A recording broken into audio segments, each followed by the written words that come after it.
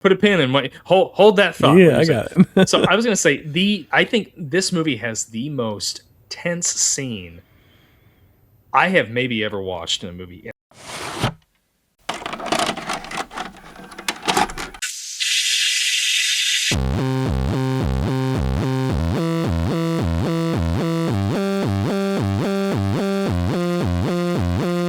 Your local video store card. A comic book in your back pocket. Games with no tutorials. Music you had to discover. And drinking water straight from the hose. These are the things us millennials remember fondly. We are the Jennings brothers. Join us after the streetlights come on as we race our bikes from the top of the hill right down memory lane. Exchange those quarters because this podcast takes tokens.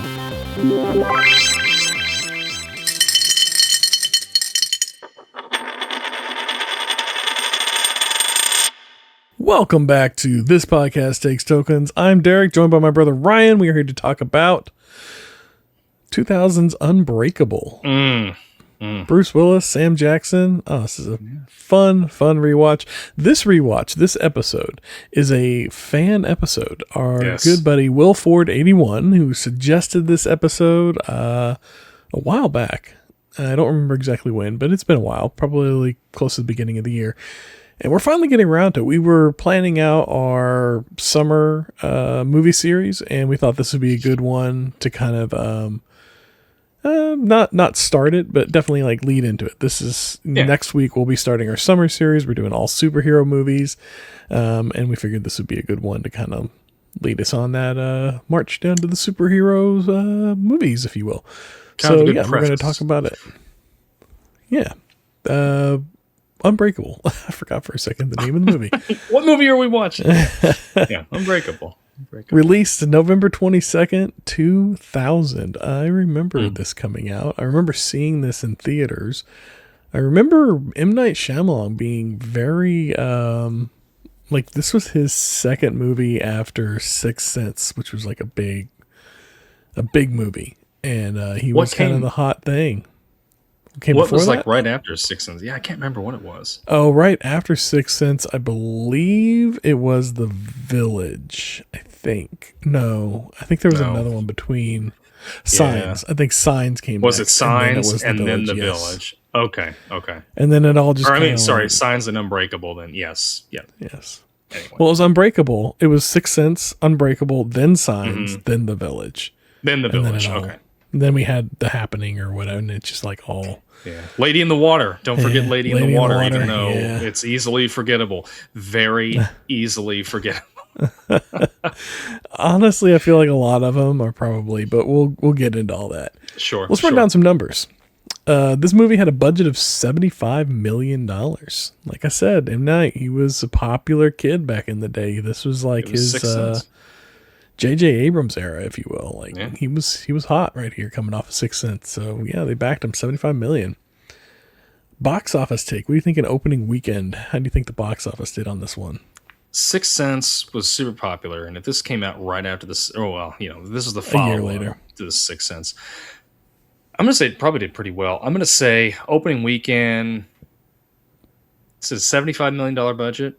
Yeah, I'm gonna probably be pretty bold here. All right. 25 million. Oh, not that bold. 30 million. Wow. Did really well. Yeah.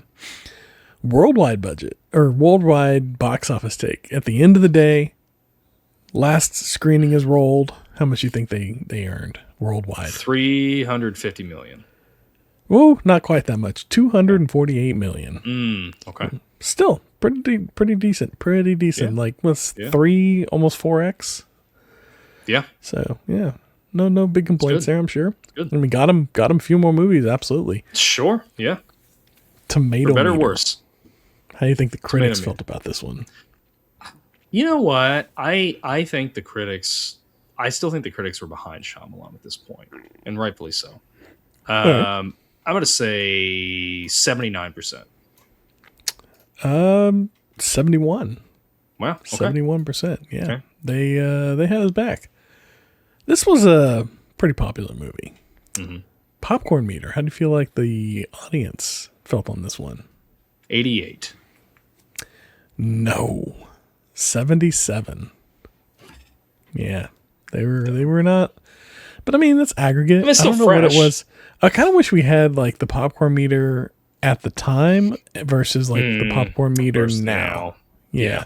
Yeah. Because I feel like those would be two different numbers. I feel like whenever this came out, this was really, this was viewed as kind of a fresh take on cinema and like a new way of doing things. And we're really watching this movie. This is a very 2000s movie. I felt like watching it. It's got that like that vibe in the way it was shot, the pacing, and it feels like a 2000s movie. I don't know how else to describe that. Unless you were in the 2000s, you're not going to get it. But it just It felt There's like a certain 2000s feeling movie. to it. Yeah. And it felt like Shyamalan trying to. Am I saying that right? Shyamalan. Shyamalan. That's how I always Shyamalan? M. Night Yeah. Shyamalan. Shyamalan. Shyamalan, yeah. I feel like this is M. Night establishing what type of filmmaker he is and what his films look like with this movie. This is solidifying his look and feel. If not this, then Signs for sure. Sure. Locks it in. But I feel like this one right here really it rounds it out. It defines it pretty well. Everything else I feel like kind of plays off of what he sets up here with what he's doing. On the rewatch, how'd you feel about rewatching this one? This movie is so freaking good. Thank you, Will. Really? This movie is so freaking good. This movie is like, it to me is probably the most, what's the word I want to use? It seems the most like a comic book. Whereas what I mean is there are long periods of just no dialogue and they're just using like visual storytelling, which to me is like a comic book. You know, you'll have some, like, I remember reading a Daredevil issue, or even I think the new X-Men had an issue. Yeah. The Grant Morrison run, where it was just like no dialogue at all. Oh And it yeah, was they had just that whole nothing like series they did, Enough Said, and like they would do full, like a whole month where like all the issues come out and they were all just like no dialogue. Enough Said. And like, to me, watching this, like, there was just certain points where, and it was like halfway through, I realized, I think it was when he first pulled the gun out of, you know, it was in the closet or whatever. He pulls it out and he looks at it and puts it back up. But then he's like that whole thing, like, he's not saying anything. And then it shows he's got the newspaper clippings from his accident. And it's just like all this, this movie is just like so much visual storytelling in it. Yeah. And it just reminded me so much of a comic book. And of course, you know, the movie is inspired by comic books. Golly, this movie, like, so when I first saw this, I watched, you know, I was expecting like another scary, like, Sixth Sense thing or something. So I first watched this, when it first came out, I was not a fan of it. But rewatching it now, this is up there with some of my favorite movies. It's really, really freaking good. Wow. Wow. That's high praise right there. Yeah.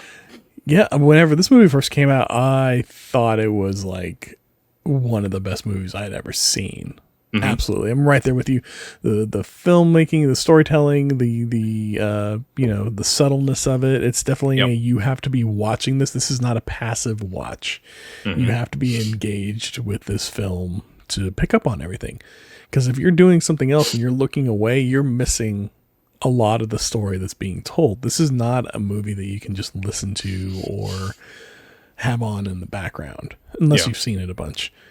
And like when it first came out, man, this was one of my favorite movies. I loved it. I talked about it to everybody I could, hyped it up, watched it over and over again. Love this movie. On the rewatch, it was still fun. Don't get me wrong. I still enjoyed it. I get all that, but I don't think I enjoyed it as much as I did the first time I saw it when it first came out. Fair enough.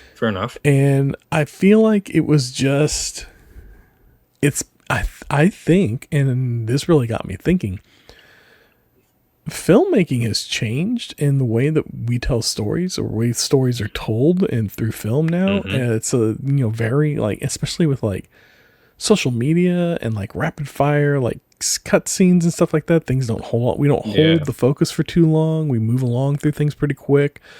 And a lot of things aren't told visually anymore. And so for that, it makes it feel like the movie drags at times, which it's not. This is kind of, and it's also with the characters. I feel like the characters are often in Shyamalan movies, especially like these earlier ones, are very slow and kind of depressing, sad figures, and it just leads to like a much slower pacing of storytelling.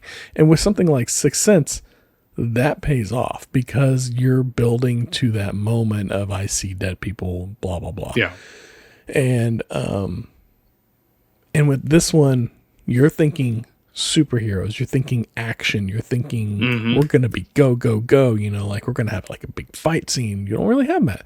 We do have the scene with him, saving the kids.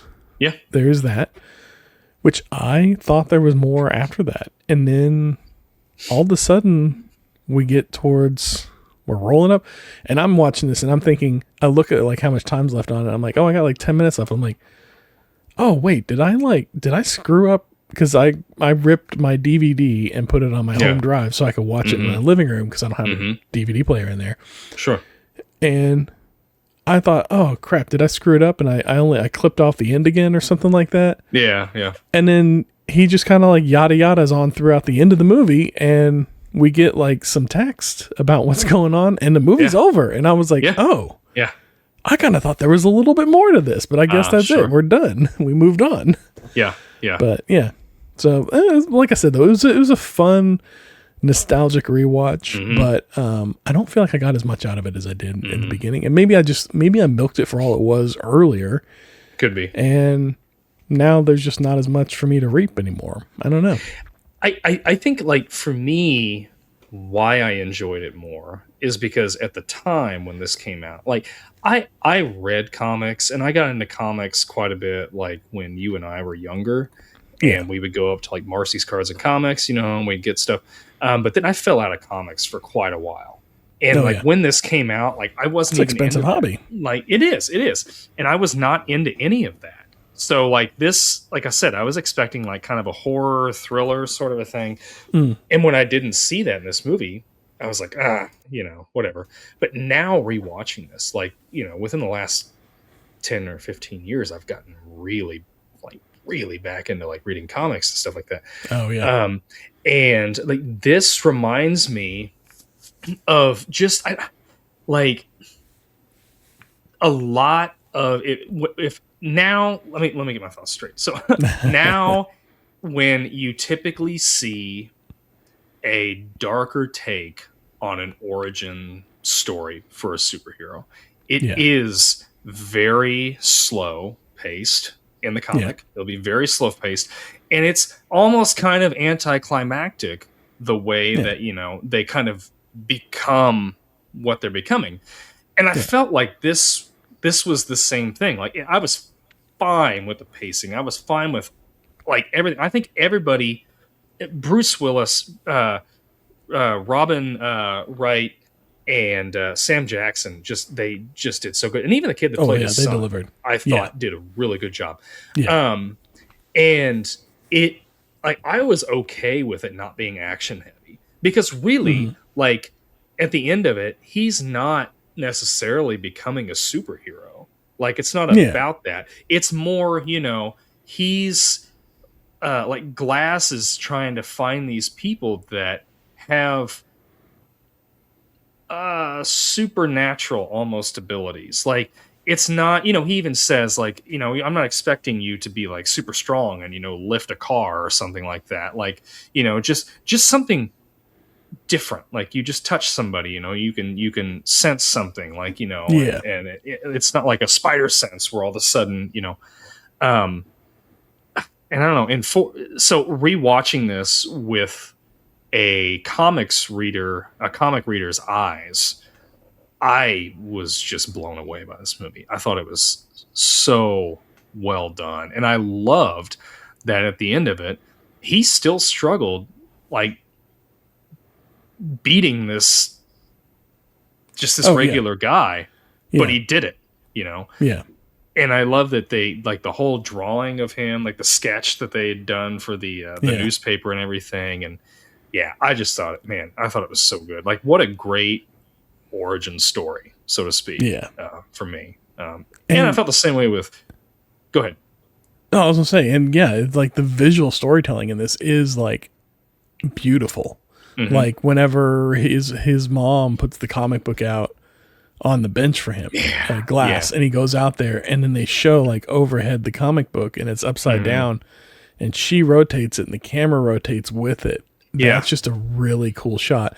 Or where you've got him early on as a security guard, and he's wearing that raincoat, and he's standing in the opening of the doorway to the field watching the practice, and the rain's coming down, and it's just him silhouetted in that. That is just gorgeous filmmaking.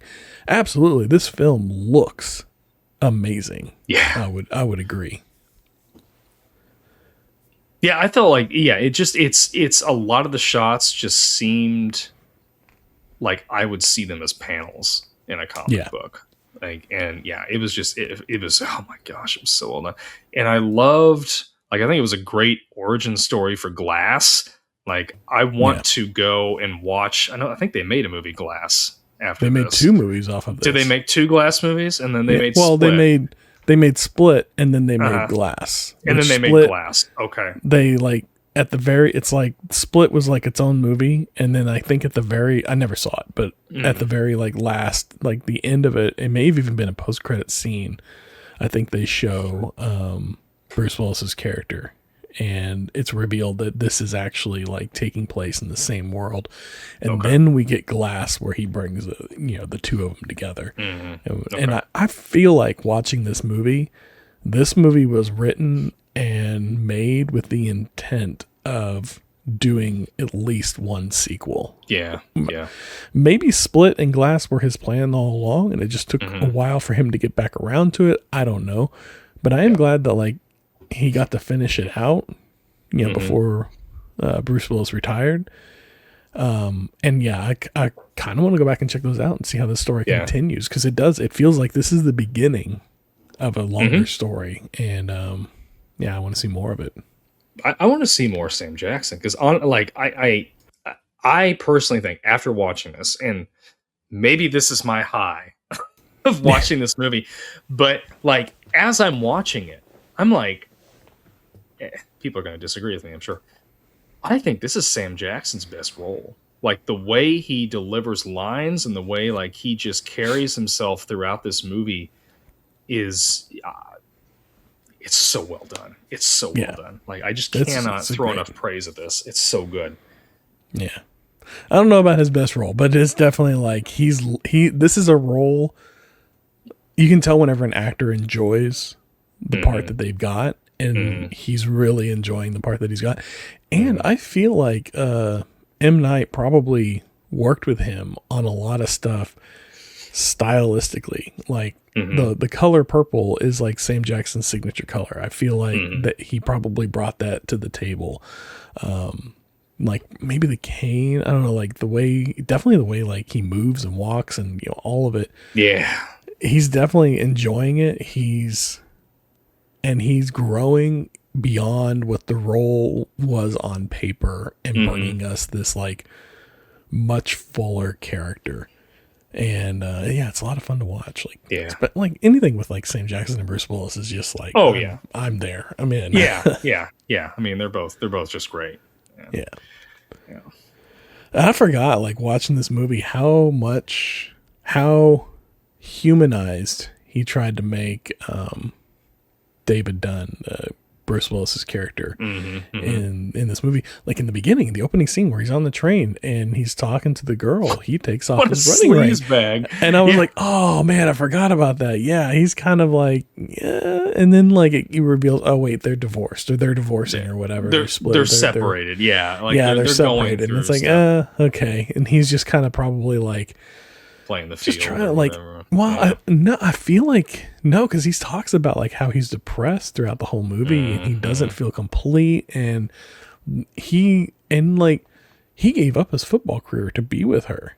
Like he didn't. Yeah, the injury didn't ever happen. He gave that all up to be with her, and she ends it. So he's probably like kind of floundering and trying to figure out like who he is, or you know, shake off this depression, and probably just looking for like that quick like dopamine hit of like, oh, okay, somebody's actually interested in me or whatever. Yeah. And he doesn't even get that because she's like, oh yeah, I'm married. I got to leave now. Yeah. But yeah, it was interesting. And like all the characters are very like grounded and you know, human, which is interesting. I mean, I don't know how to piggyback off that, but I agree with you. Shifted into a different direction. So one thing I will say, I'll give one critique about this that it's classic Shyamalan. He's got a thing with water, right? Like, signs. It's like, the aliens are, water kills them. Well, they come to a planet that's 70% water, and you know, or whatever. And in this, like, how is water like his kryptonite, so to speak? That's what you know, Glass tells him. When like water's, your body's mostly made up of water, like right. It's just, and I get it. It's like, oh well, like, you know, bodies of water or something. And I thought it was fun. Like it was a good scene where he got thrown off the balcony and landed in the pool, and he slowly sees, you know, the cover falling, and he realizes what's going on, and it's shot so well, and he's just in there and he's working his way out of the pool. That was a good scene. And I think it was a good thing for the character to be able to overcome his weakness. Yeah. But I'm like, water, like, come on, Shyamalan. Like, I don't know. They could have at least made like set up some background where it's like he can't swim, like he doesn't know how to swim or something. Yeah. You know, like you layer it on a little thicker than just like water doesn't, because like a lot of the scenes take place when it's raining, and I'm like, what? Yeah. Like, he seems to do okay with the rain. Like, well, and that's what I thought. Like, I thought, because it'd been so long since I'd seen this, like I'd forgotten about the train wreck in the beginning and all that. I had thought like, oh crap, he's in the rain, he's following this guy, and like he's gonna get his butt handed to him while he's in the rain, you know, because of the water or whatever. Can't be singing in the rain. Yeah. So, but you know, obviously that didn't happen, and that's fine. But yeah, I think like Shyamalan does really, really good and in this movie, and I think that Shyamalan, just as a whole, Shyamalan has good ideas, but I feel like, particularly after this movie, like with Signs, I don't care. I know Signs is popular, but I feel like he just, ever since this movie, he can't execute his ideas well. Like, they're very gimmicky. They are. And it's like, once you see behind the curtain and you see the wizard, you're like, man, okay, I get it. I don't need to watch it again. And I know, like, I think he wrote himself into a corner with how well the Sixth Sense did, where like everything has to have a twist ending. Which in this movie, the twist ending is great. I love where he finally shakes hand with Elijah, and he sees everything, and you're like, oh my gosh, he was the villain the whole time. Which they hint at that when he's talking to his mother, and she's like, you know, Elijah always says there's two kinds of villains. Like, there's one that's, you know, really strong and can outmaneuver, you know, or outmatch the hero with his strength, and there's one that beats him with his mind. And you're like, okay, like that, he's the one that beats him with his mind. And I thought that was fine, but I guess I'm thinking like, I don't know why Shyamalan feels like, just in general, as Shyamalan movies go, like, why does he feel like he has to continually have a twist at the end? Because I feel like that almost like hinders him. It could be The Village would have been great if it all took place back in time and these creatures came out from the woods, but it's like, oh no, here's the twist. It's actually in modern day. Yeah. Or like if they would have done it and then not shown an actual creature. Mm-hmm. Or Sure. or had like the people pretending to be the creature. Mm-hmm. Because like them actually being hidden away behind this little wall and everything, that was kind of a fun little twist. You didn't see it coming. I felt like that was him going like, okay, we've got the twist of there's the monster. And then it's revealed, oh no, it's not really a monster, it's her brother or whatever. And then they further twist it and he's like, oh wait, they're actually like really hippies that hid away like 30 years ago or whatever. Right. To get away from like modern society. And it's just like he just twists on twists on twists, and in stopping with just one of those would have been perfectly fine and a great payoff, but compounding it definitely makes it worse. Which again, this movie doesn't do that. Like I feel like it does it. It's just right, and you get that. And I felt like that was so good. So do you feel like this was M. Night's best movie? I do. Yeah. 100%. Yeah. I haven't watched Sixth Sense again in a while, but wait a minute, The Happening. I forgot. No, I'm kidding. That's the only movie I've ever walked out of. Was that old? Yeah. Like I haven't really watched beyond The Village. I don't think I've watched any of his other movies.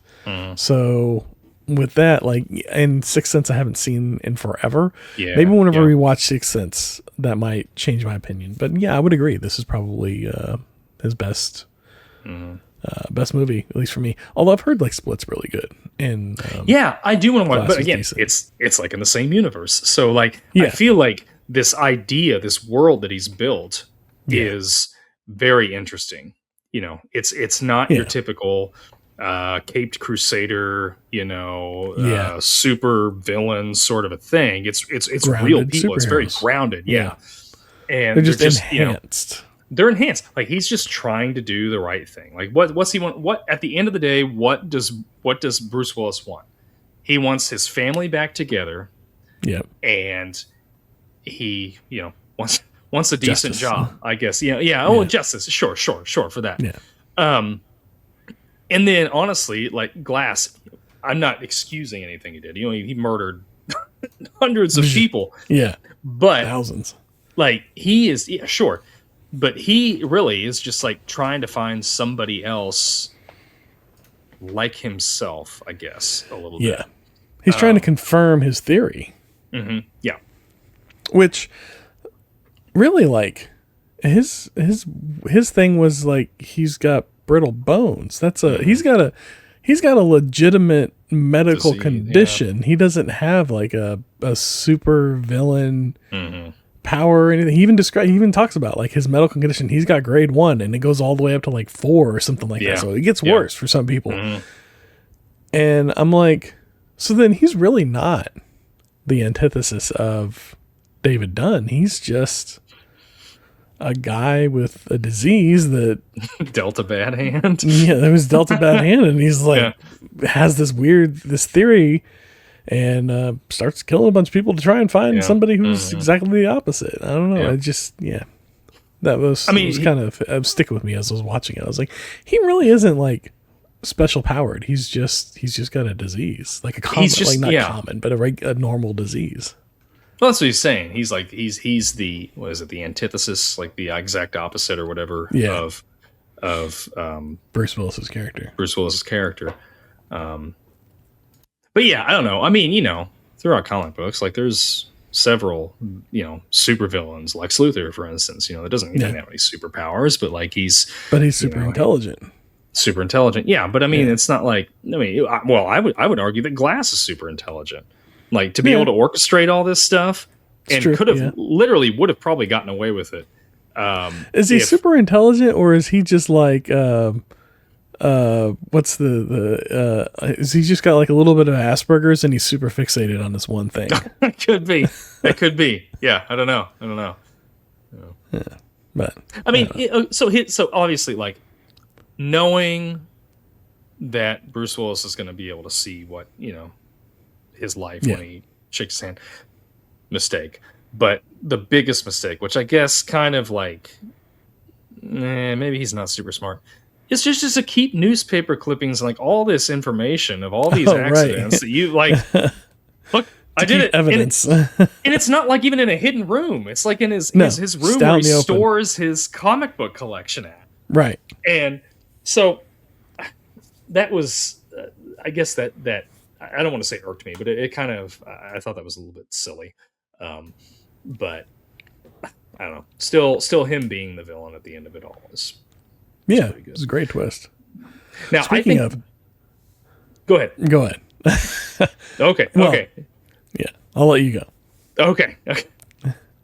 Put a pin in my hold that thought. Yeah, I got it. So I was going to say I think this movie has the most tense scene I have maybe ever watched in a movie, and that's when their son has the gun. Oh yeah. I mean, and I'm like, he's not going to fire it. But then I'm also thinking like, well, maybe he does fire it and it doesn't do anything. And I'm like waiting for this pop to go off the whole time. And I can feel just the fear from his mother and just the I mean, you could just cut that tension with a knife like that. So, oh my gosh. And I was physically relieved when he put the gun down. Like I was just like, I could feel it like just off my shoulders. And you could see that in the scene. As soon as the gun was taken away from the kid, everybody just kind of like deflated. Like the entire scene, the air literally came out of the scene. Yeah. And everybody was just like, oh, thank God. Relieved. Yeah. And she just like slumps over. Oh yeah. It's just like, she just oh melted. My gosh. Yeah. I mean, man. That was very intense for sure. And I'm right there with you. I'm like, well, I mean, I remember they didn't shoot him, but I'm thinking to myself, maybe like if he just pulled the trigger, this is a quick movie. We're done one way or the other, right? Yeah. But no. So yeah, my thought was limited edition. Is there a better name for a comic book art gallery than limited edition? That was a great name. It was good. I love that. That was one of my favorite things. Yeah. I love that art gallery. Like I want to go there and I want to just check his stuff out. And I want to try to buy something and then tell him that it's for my kid. my kid. Yeah. It's just so good. Yeah, like despite being like this fragile guy with this bone disease, this brittle bone disease, he got right up in that guy's face and he was like, no. He had no fear. Yeah. Like, I don't know what his mom did over the years. I guess just putting out that comic every day as long as he's willing to go out there and get it. But man, as an adult, he had no fear. No, like he started chasing after that guy to verify that he had the silver gun with the black handle. And he's just like hopping down them stairs, no fear, and falls and breaks all his bones, but doesn't matter. You could feel it when he breaks those. Like you see his leg like bend, and you're just like, oh gosh, like this is not coming. And again, the visual storytelling, he's got that glass cane and hits the ground and just shatters. Oh my gosh, yeah. That's great. Well, I got one more for you. Okay. And then I think I might be tapped out. Okay. Is there anybody better cast as an unbreakable everyday superhero than Bruce Willis? Oh. Nobody else could do this. There's nobody else I would put in this role. I can't imagine recasting any of these roles. Even Robin Wright Penn as his wife. Like or like the kid, like you said. The kid does so well too. Oh my gosh. And like that's at the end when he passes him the newspaper and he doesn't, he just kind of like looks down at it and his son is reading it and his son starts to like cry. Cause like he's like, It's true. I knew it, and oh my gosh, it's so good. Yeah. And everybody does so, and when they're like when they keep adding weights and he's lifting weights, and the way his son's like, I lied, I added weight to it. Yeah. And it's just, it's, oh my gosh. It's, okay. I can think of one recasting. Okay. And this is the problem that I have with every M. Night movie. He puts himself in every movie as some supporting role. Yeah. And it's like, yeah, it's a little vanity. And I guess that's his right as writer, director. Sure. He's earned it. But like, I mean, come on. At least he didn't cast himself as the hero, right? That's true. He didn't cast himself in the title role. He's not Rocky or anything. Yeah. But that's probably the only one I could recast. Other than that, like everybody did, and even that, like he didn't do a bad job. It's just I don't know, you see him and you know it. You're like, Shyamalan. Kind of takes you out of it. It's not like you're watching like any of the MCU movies and you're like, Stan Lee. Like we're watching, like we expect it. We're watching for him. Right. It's a little tongue in cheek. Shyamalan. Yeah. If it was tongue in cheek, maybe it would be a little more fun. Yeah. But it's not. It's not fun. It's just he's just put himself in this role. Yeah. And it's never like a really like critical part, but it's also not. It's a part that does kind of move the story a little bit. Like in The Village, he plays the officer is he the officer at the end that comes across the girl? Yes. I think that's right. Yeah. And then in this one, he's that guy in line that David thinks he has drugs on him. Which he does. He just doesn't check him in the right spot. Like, because he picks him out of the trash can in the bathroom. You see it. Yeah. But he puts it in a different pocket. Yeah. Okay. Which I'm surprised. Yeah, I was trying to figure out like what happened all with of that. His pockets. I feel like that little bit of plot kind of got dropped, or maybe it was written that way so that we're like, well, maybe he isn't like that special. Maybe he's just kind of like imagining all this. I don't know. That's all I got. I mean, you don't think Corey Feldman would have been a good David in this movie? No. Okay, Corey Feldman is Glass. No. I feel like we've gotten all the Corey Feldman that we need in his career. I've seen Mr. Feldman recently in doing things, and we've gotten all we need from him, I think. I know they're talking about him being in the next Goonies movie, and maybe that'll be fine. Maybe that'll be fine. Sure. But I don't know that I need him in anything else. Shoot. Well, Will, thanks for suggesting this movie. Thanks for recommending it. I thoroughly enjoyed this movie. It's a fun rewatch. Oh my gosh, it was so good. So good. Now it's all downhill with any Shyamalan we watch after this.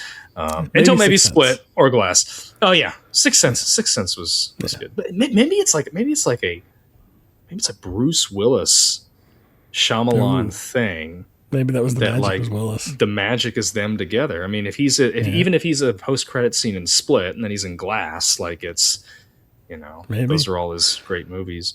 I'll have to go back and watch those and find out. Yeah.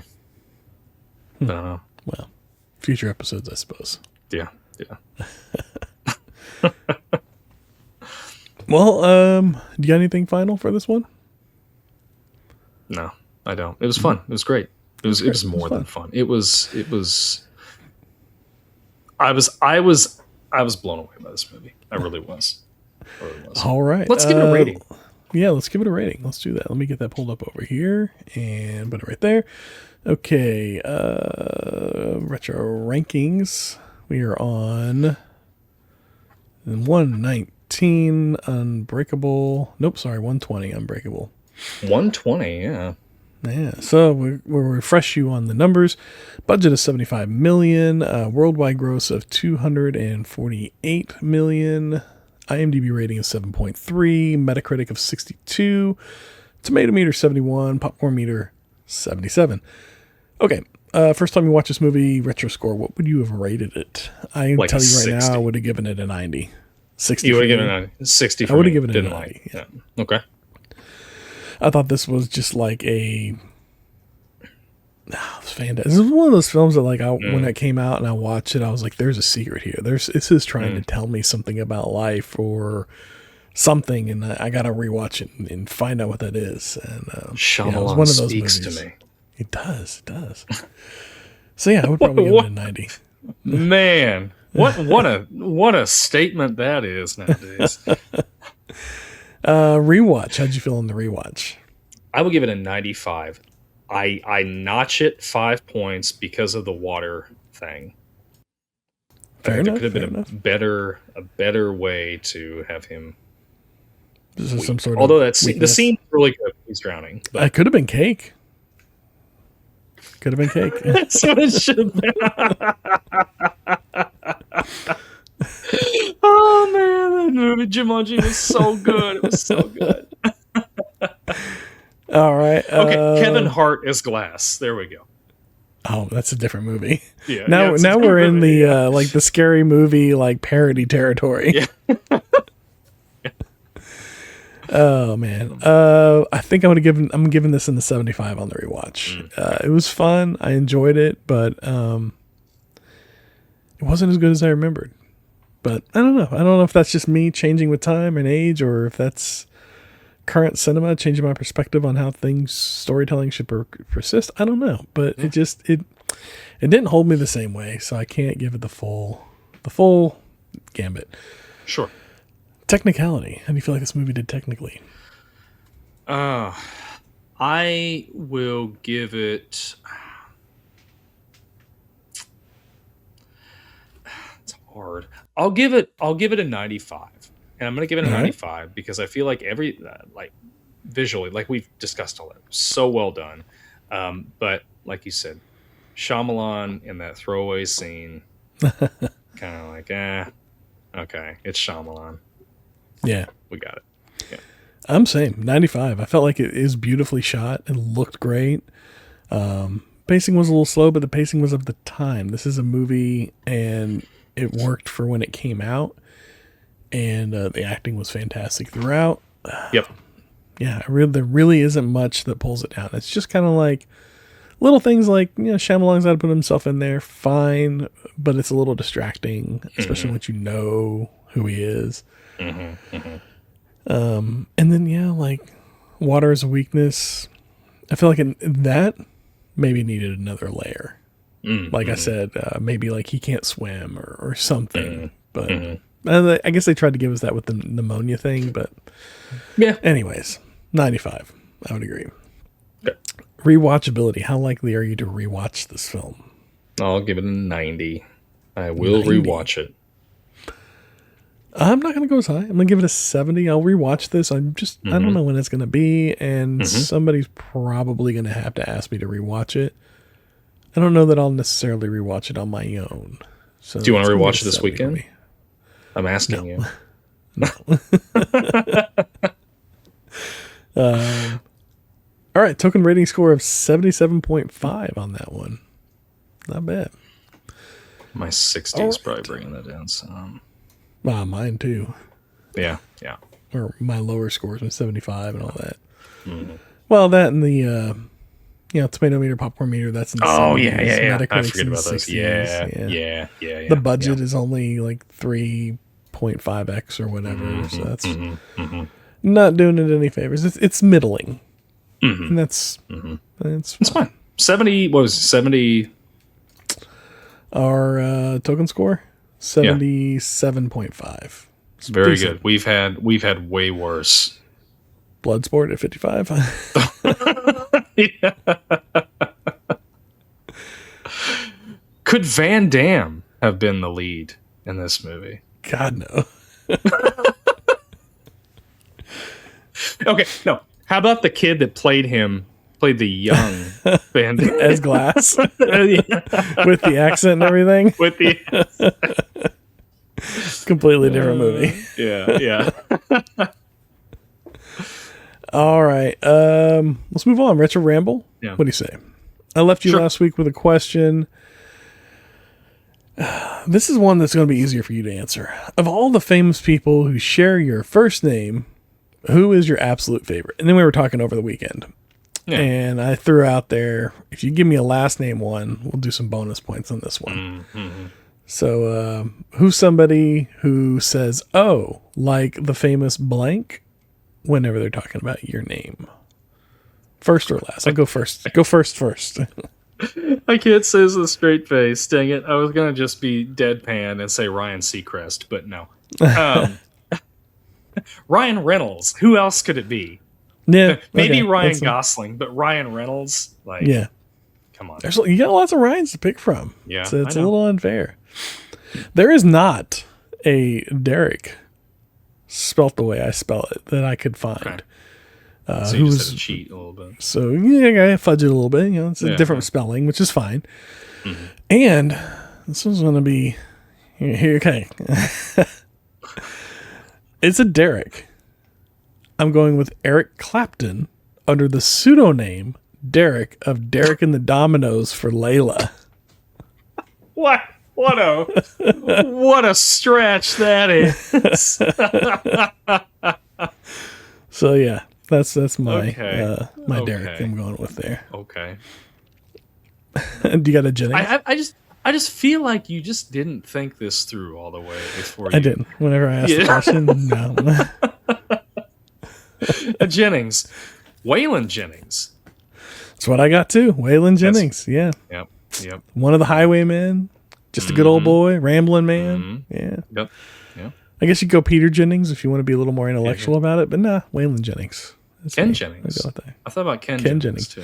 Oh yeah, Ken Jennings. Host of Jeopardy. Yeah. You know what's funny is often like we'll be watching movies and the credits will be rolling. Like we're waiting for the post credits. Usually, there's often a lot of like Jennings in like the production side of things, like back at the behind the scenes type stuff. Yeah, especially a little bit of animation and things like that, which I'm like, wow, yeah, and we'll see it pop up. Oh, there's a Jennings. Yeah, it's funny. Yeah. So at one point, I wanted to go to film school and do directing or like behind the scenes stuff. So maybe it's just like in the name. Maybe we were just meant to be. I would love to have been like a prop master or something like that. Oh yeah. That'd have been fun. But yeah, here we are. Say lovey. Here we are, just being critics, I suppose. Just two idiots talking about movies. All right, I got a little stale popcorn for you this week.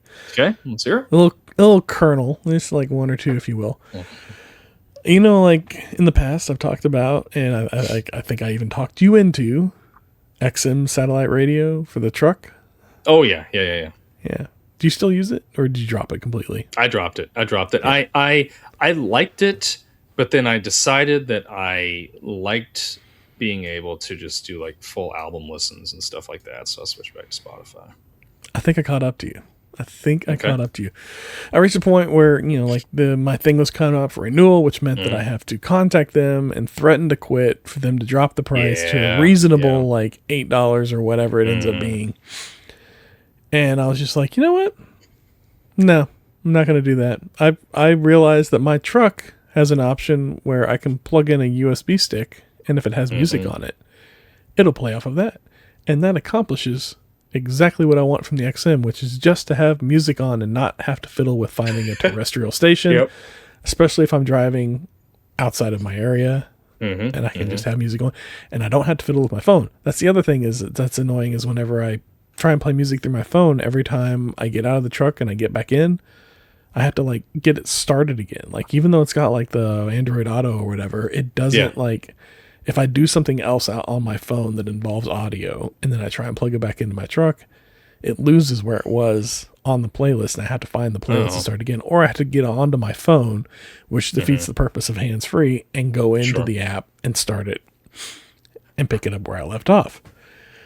It's annoying. So anyways, I found a whole cache on a hard drive of MP3s that I ripped forever ago, like 15 years ago or whatever. And I was like, I remember seeing on my truck, it's got the little icon indicating that it plays off of, it'll play MP3s. So sure, I tried it and sure enough, it worked out. And I was like, oh, fantastic. And then I figured out, oh, I can make playlists and I can have it read playlists. So I figured out how to make playlists and put them on there. And then, I'll spend a little bit of time setting all that up. But then once I'm done, I'm done. Like, it's not like I'm putting on new music all the time. And anytime I want to listen to music, I still have my phone. So I dropped it. All I can think on this is that now you're going to get the same mail I get like every other week, where it's Sirius XM saying like, "Hey, come back to us." Right. Constantly. I used to get phone calls from them. They'd call me. Oh my gosh, I finally just blocked the number.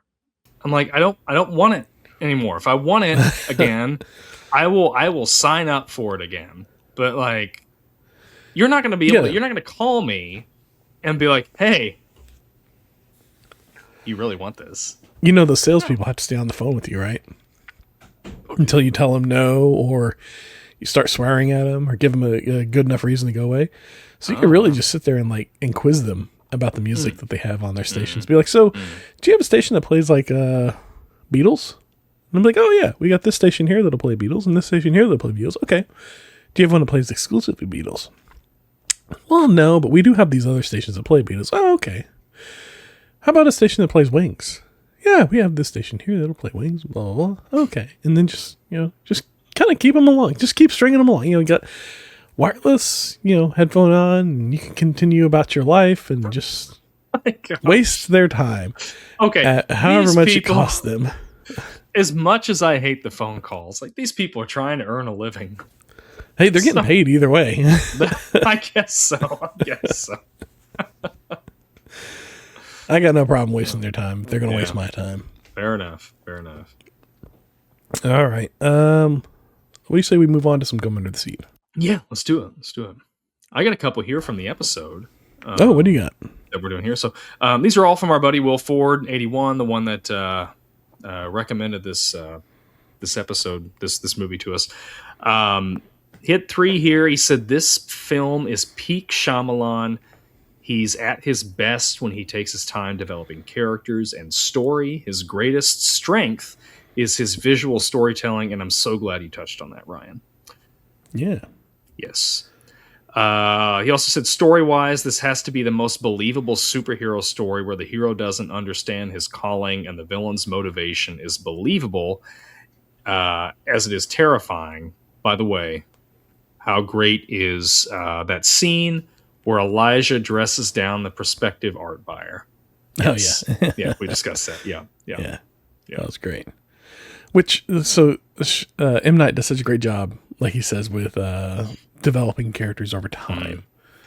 I wonder if he's ever done like a short series or like a TV show or something like a prestige TV. I feel like that would that's where he could really shine, especially in today's landscape, is do like a 6-8 episode arc of some character development type of thing, come back for maybe 3 seasons and really just like dive into some story. That might be fun. I can get down with that. Yeah. All right. Well, I got some comments for you. Yeah. Are they mean? YouTube comments here. We were talking about True Lies and the jet on the roof. BNSN 24K 7G says, guys, I have a question.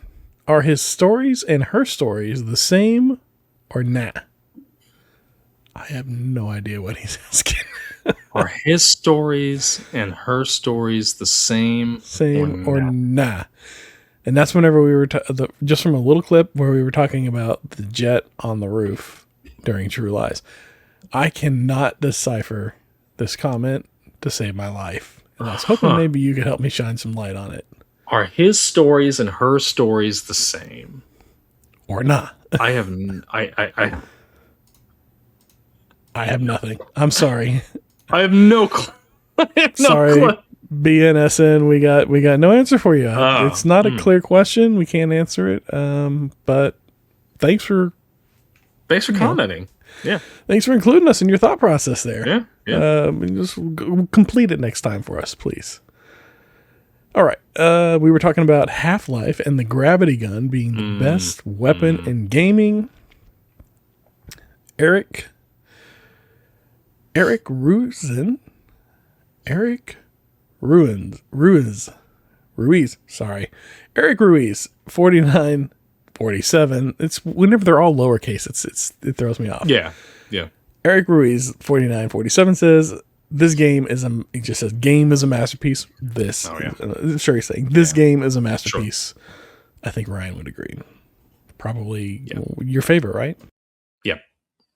Well, no, second. Ocarina of Time's my number one, but okay.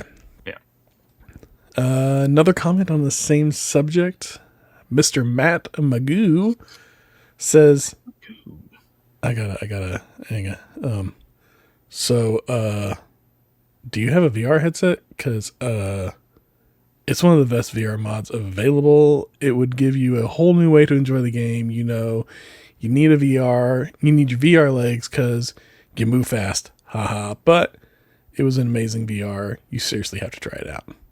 I have heard, he's talking about Half-Life. Half-Life. I have heard that it is really fun in VR. And they actually have a whole nother game that's called Alex, I think, that is based on the character Alex that's in Half-Life 2. And it's just exclusively VR. I do not have VR. I would love to play this in VR, but the experience that I have with VR, I played Skyrim at my buddy Chase's house, and I got so sick. Like VR, just like it makes me nauseous, and I just can't do it. And I wish I could, because I would really like to play this in VR. It does not agree with me either. I'm not a fan of VR. I guess I get the appeal, but it's too disorienting. Like it just it doesn't, and like I don't know, whenever, because you don't have your peripheral really. I mean, you kind of do, but it's like kind of blurry, and if you try and look over that way, it doesn't work. And so you really have to like lock your eyes in forward. And I don't know, I'm kind of like, my eyes are often like moving around, independent of my head, you know, looking at stuff like naturally.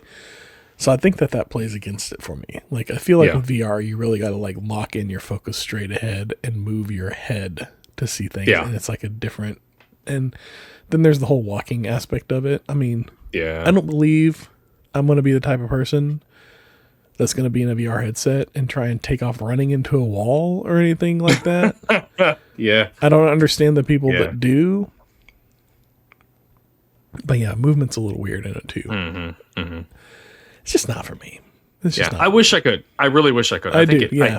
I think it would be a lot of fun. It'd be incredibly immersive. Skyrim was incredibly immersive when I was doing it, but like I got so sick. Yeah, like, that too. I had to put it down, and I was just like, man, Chase, I can't do this anymore. But my son's got one, and he loves it. So yeah, I suppose. All right, we'll do one more, and then we can move on. Back to the Future Part 2. This is our episode 98. Legion, that's Leigen 208, says, I have always felt the same about Claudia Wells. That relationship actually felt more mature than high school, but legit. Elizabeth Shue and him felt more comedic. Maybe that's what it was needed for the darker tone, but would have liked to have seen Claudia in that role. Coming back for Back to the Future Part 2. I would agree. I think it would have been a different movie. It would have been a different character, and I don't think that would have been necessarily a bad thing. No. No shade or anything against Elizabeth Shue and what she brought to the performance. Oh, I enjoy Elizabeth Shue. Yeah. But it just would have been different. That's all. Yep. Like, not bad, just different. Yeah, I don't see Claudia being like the, oh, we get to see our house, we get to do this. Oh, no, and I just don't see that. So, yeah, I don't know. But we got Elizabeth Shue, and I do appreciate her, not only in this movie, but in a lot of her other work. I think she does a very good job. So, there's that. Yeah. What do you got for me, Retro Ramble wise. Retro Ramble for next week. So, like you said at the beginning of the episode, we're going to be kicking off our... Did we give it a name? Like a Super Summer movie? I don't know. We're going to be doing a bunch... Name yet. We'll give it a name next week. Superhero movies for the summer, just one after another. It's going to be a whole lot of fun. 10 of them. Next week... 10 of them. Yes, 10 of them. Next week, we're going to be doing Batman Begins, the first in the Christopher Nolan Batman trilogy. So, in the spirit of superheroes, I know Batman doesn't have superpowers, but what superpower would best help you with your day job? Ooh, that's a fun one. Yeah. And we did have a title for the summer series. Okay. I Need a Hero. I need a hero. I need a hero. Yes. So there we go. So, yeah, we'll be doing superhero, or maybe it was superhero summer. I remember we had like 2 of them we're knocking around. Okay, we'll give it to you next week. I jumped the gun on that. I'm sorry. We may even have a completely different name for it. It may be like Summer of Fun. Right. We'll Shyamalan it next week with the engagement twist. Twist. All right, guys. Well, thanks for listening to us. Thanks for being with us. If you like this episode, this is your first episode. Hey, thanks for being here. Thanks for checking us out. We've got 119 other episodes that you can check out. We think you're going to like quite a bit. Check back in with us next week. We'll be live. We'll be talking about Batman Begins. And until then, we'll see you. Be kind, rewind, and I guess that's it. Just roll another episode.